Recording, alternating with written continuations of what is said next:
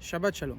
C'était deux villes, mais les deux villes, ils étaient quasiment comme une grande ville parce qu'ils étaient collés. Le Nyan, il était que ces deux villes-là, c'était dans deux autres pays. Mais tant que les deux pays ils étaient en paix, il n'y avait pas de problème. Donc ils passaient de côté à l'autre, comme ça, c'était vraiment comme une grande ville. Mais c'est arrivé le jour que les deux rois, ils ont commencé à se bagarrer un avec l'autre. Et là, ils ont décidé, personne passe d'un pays à l'autre. Le problème, c'était avec la ville, qui l'ont coupé Pachout en deux. C'était comme une grande ville, mais maintenant, comme chaque demi, ça appartenait à l'autre pays. Donc ils ont mis des barrières et personne ne pouvait passer avec des soldats. Si quelqu'un voulait passer, boum, on tirait directement.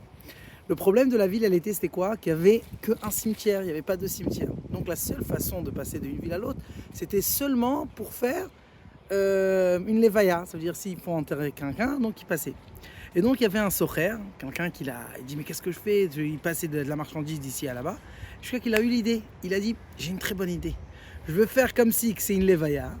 Le cercueil, on va le remplir avec la marchandise. Et comme ça, je vais faire passer d'un endroit à l'autre. Et comme ça, je vais gagner encore plus d'argent parce que la frontière maintenant elle est fermée.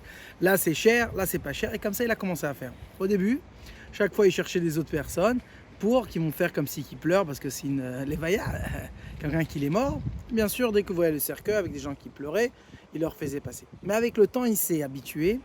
Et là, qu'est-ce qui s'est passé? C'est arrivé le moment que non seulement qu'ils ne pleuraient pas, ils rigolaient, ils parlaient entre eux. Jusqu'à que ça arrivait un officier qui a vu ça et il dit mais c'est bizarre, c'est une levaya. Et les gens à la place de pleurer, qu'est-ce qu'ils font? Ils sont en train de rigoler, ils sont en train de jouer, etc. Il a compris qu'il y a quelque chose aussi de bizarre. Dès qu'ils sont arrivés, il les a arrêtés, il a dit hey, Pep, où vous allez? C'est une levaya, on va enterrer.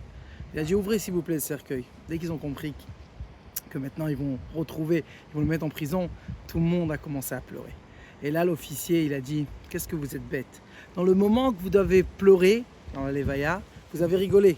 Mais à cause de ça, ça a fait que dans le moment maintenant de rigoler, vous pleurez.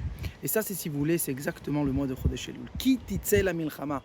On est dans le mois de Elul, c'est un moment de préparation à Rosh Hashanah Yom Kippour. Si on va se préparer maintenant comme il faut, on va sortir de notre comfort zone, on va faire quelque chose un peu plus de notre habitude.